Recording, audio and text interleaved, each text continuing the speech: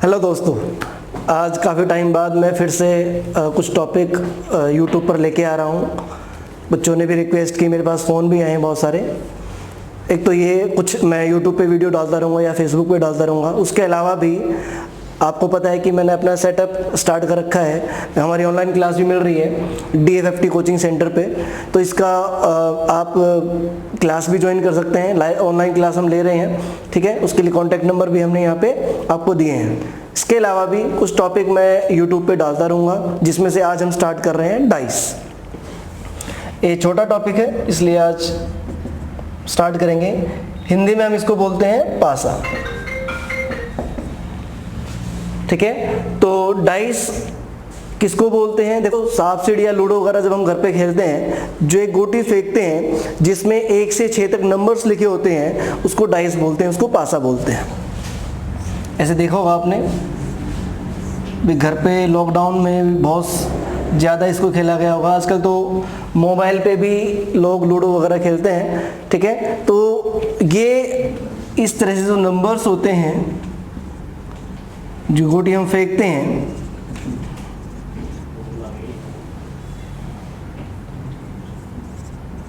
इसको डाइस बोलते हैं, ठीक है। आपको समझ में आ गया होगा। तो 1 to 6 नंबर्स होते हैं, क्योंकि कोई भी बॉक्स अगर 3 डायमेंशन में बनाते हैं, क्यूब या क्यूबॉइड अगर आप देखते हैं, उसमें 6 ही साइड्स होती हैं, तो इसमें मैक्सिमम 6 तक ही नंबर्स होते हैं, ठीक है। और डाइस की अगर हम बात करें तो लगभग हर एग्ज़ाम में पूछा जाता है। गवर्नमेंट के या कंपटीशन एग्ज़ाम जो होते हैं, लगभग हर एग्ज़ाम में पूछा जाता है। तो 2 तरह के डाइस होते हैं। कौन कौन से डाइस होते हैं वो देखिएगा। स्टैंडर्ड डाइस, इसको हिंदी में बोला जाता है मानक पासा, और होता है जनरल डाइस, इसको बोलते हैं सामान्य पासा।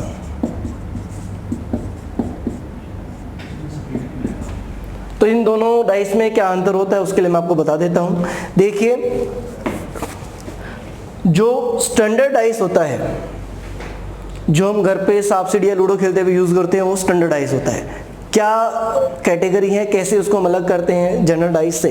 देखिए, स्टैंडर्ड डाइस में अगर हम बात करते हैं तो अपोजिट जो साइड्स होती हैं, उन पर जो नंबर्स होते हैं, उनका सम 7 होता है स्टैंडर्ड डाइस के अंदर। 1 के अपोजिट फेस पर 6 होगा, 2 के अपोजिट पर 5 होगा और 3 के अपोजिट पर 4 होगा। तो अपोजिट साइड का सम 3 पेयर होते हैं अपोजिट साइड के, 7 होता है। वो किस में होता है? स्टैंडर्ड डाइस में। और जहां पे ऐसा नहीं होता है वो जनरल डाइस होता है, ठीक है। एग्जाम में क्वेश्चन हम ज्यादातर जो पूछे जाते हैं वो जनरल डाइस से पूछे जाते हैं, ठीक है। अब कैसे आइडिया लगता है उसकी हम बात करते हैं। देखिएगा,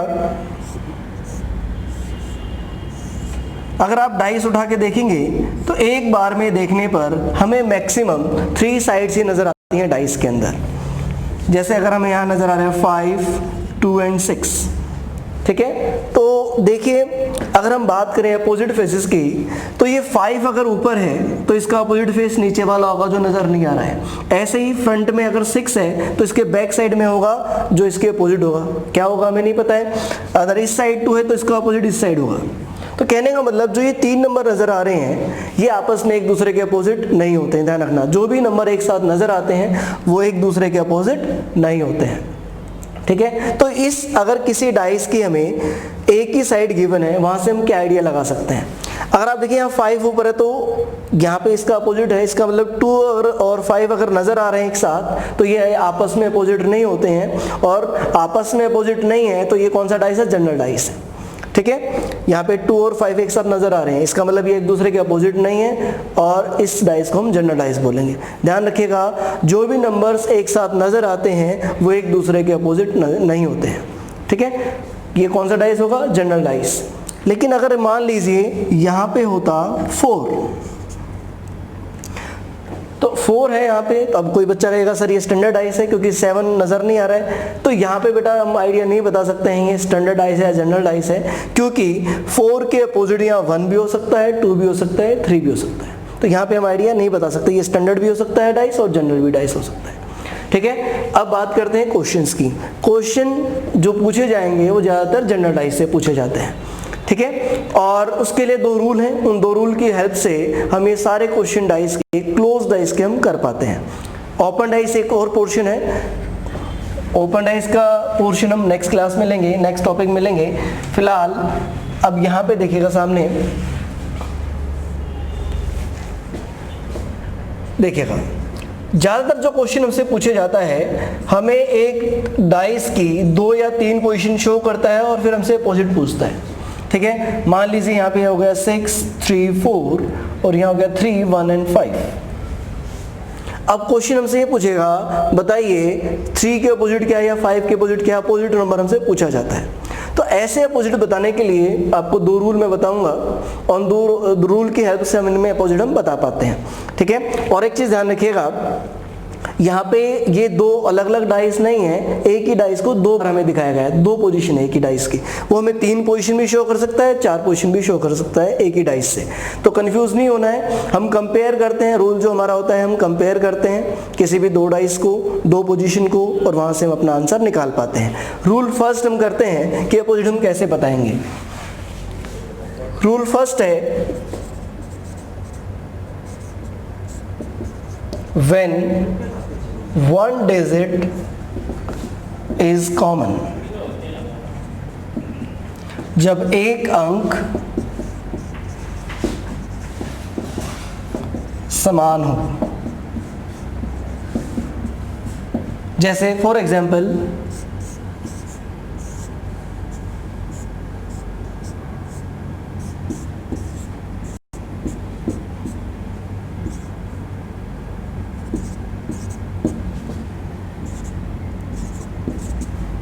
ये देखिए, ये एक ही डाइस की दो पोजीशन हमें दी हुई हैं, और अगर हम इन दोनों पोजीशन को देखें तो ये 4 जो है कॉमन है दोनों में।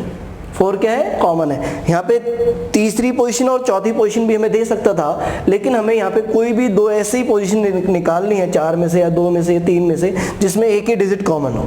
तो कॉमन यहाँ पे 4 है, तो आपको क्या करना है, जो नंबर कॉमन है वहां से लिखना आप शुरू करेंगे और क्लॉकवाइज डायरेक्शन में इनको लिख देंगे, 4 फिर 6 फिर 1। फिर ऐसे ही दूसरी जो पोजीशन कॉमन जो हमने दो उठाए थे, 4 से ही, कॉमन से ही स्टार्ट करेंगे, बिल्कुल इसके नीचे 4 5 एंड t, ठीक है। अब आप देखेंगे कि यहाँ पे दो कॉमन 4 दो बार हमने लिख दिया है। तो आप क्या करें, 1 2 6 हमने जो नंबर नहीं लिखा है, जो दो बार हमने नंबर लिखा उसकी जगह वो नंबर लिख देंगे। जैसे हमने यहाँ पे 2 नहीं लिखा, तो यहाँ पे 1 4, एक 4 की जगह हम क्या लिख देंगे, 2 लिख देंगे। अब ये ऊपर नीचे जो जोड़े बनेंगे ये एक दूसरे के अपोजिट होंगे। यहाँ पे 6 के अपोजिट 5 होगा, 1 के 3 होगा और 4 के 2 होगा।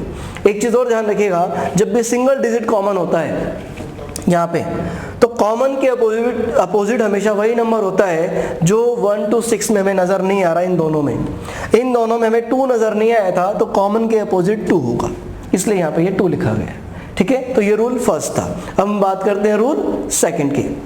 तो रूल सेकंड क्या है, देखते हैं।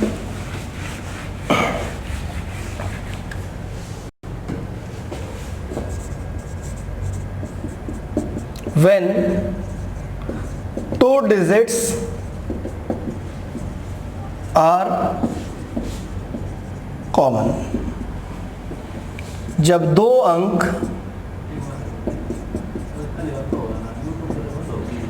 समान हो, जब दो अंक समान हो। जैसे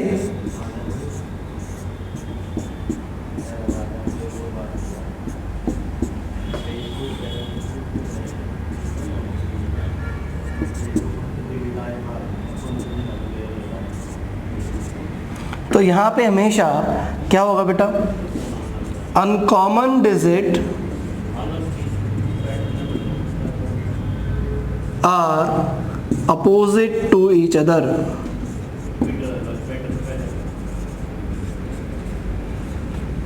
असमान अंक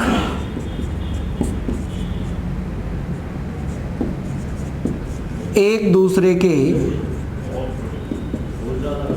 विपरीत होंगे।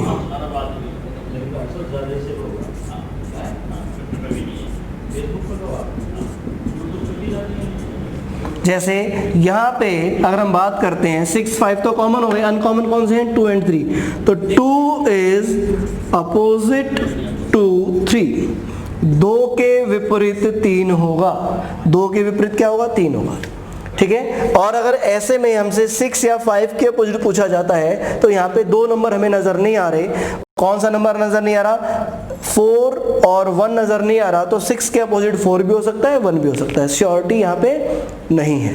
और एक चीज मैं आपको क्लियर कर दूं, वैसे तो जब भी 2 डिजिट कॉमन होंगे 99% अनकॉमन वाला ही नंबर पूछा जाएगा कि कौन किसके अपोजिट है। अगर नहीं पूछा जाता है, 6 या 5 के पूछा जाए तो 2 पॉसिबिलिटी बनती हैं, तो श्योरिटी से आंसर हम नहीं दे पाएंगे। हमें एक ऐसा ऑप्शन देखना जिसमें वो दोनों ऑब्लिक करके दिए हुए हों।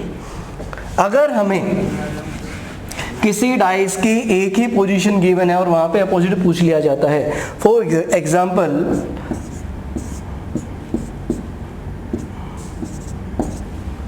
ये एक ही पोजीशन गिवन और पूछे जे which number is opposite to 3, तो भाई हमने देखा कि ये जनरल डाइस है क्योंकि 6 और 1 एक साथ नजर आ रहा है, यानी एक दूसरे के अपोजिट नहीं है।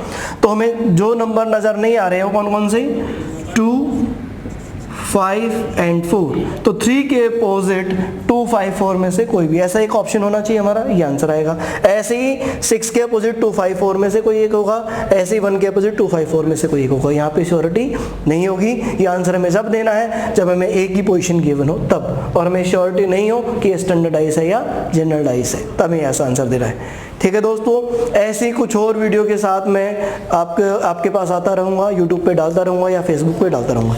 मिलते हैं नेक्स्ट सेशन में, नेक्स्ट क्लास में मिलते हैं। Okay, thank you.